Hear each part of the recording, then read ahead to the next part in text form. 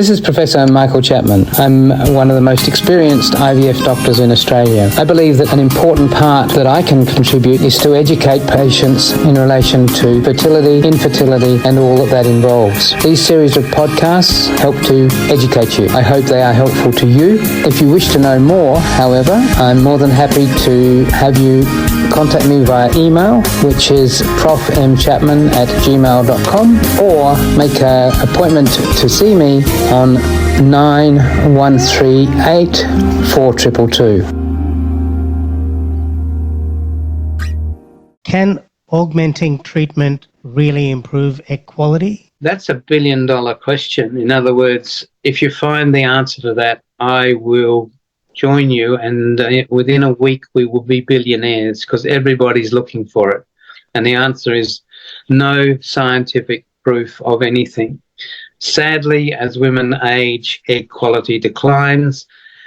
That egg quality decline is probably because the batteries inside the oocyte decline in numbers, the mitochondria decline in numbers, and that decline in numbers means that the energy required to get the right chromosomes in the right place at the right time doesn't work, and so we get eggs with abnormal chromosome makeup, which then leads to failed fertilization, failed implantation if an embryo does occur, and potentially an increased risk of genetic abnormalities, which is why Down syndrome, for instance, is more common in older women.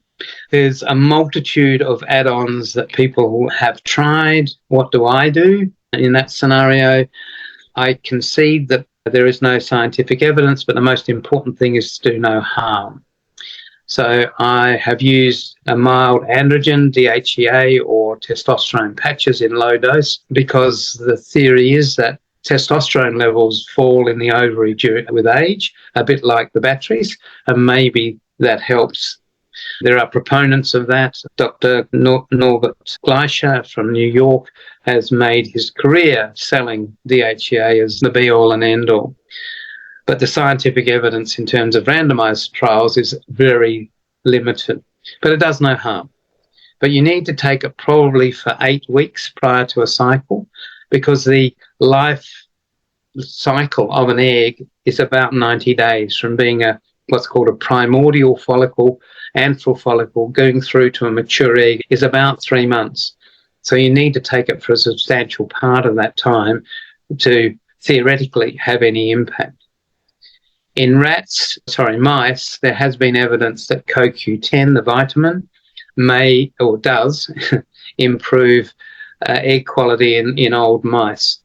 But the randomized study that's been done in humans shows no benefit. So where are we? Nowhere. The future, I think, is there is potential. There are compounds that are being developed that may stimulate energy production by the mitochondria. They're not available on the market, although people are using these pseudo versions of this. But again, no scientific evidence to support it. And they're expensive. So at this stage in the piece, I'm afraid egg quality is still an ongoing issue. That's where I stand at the moment.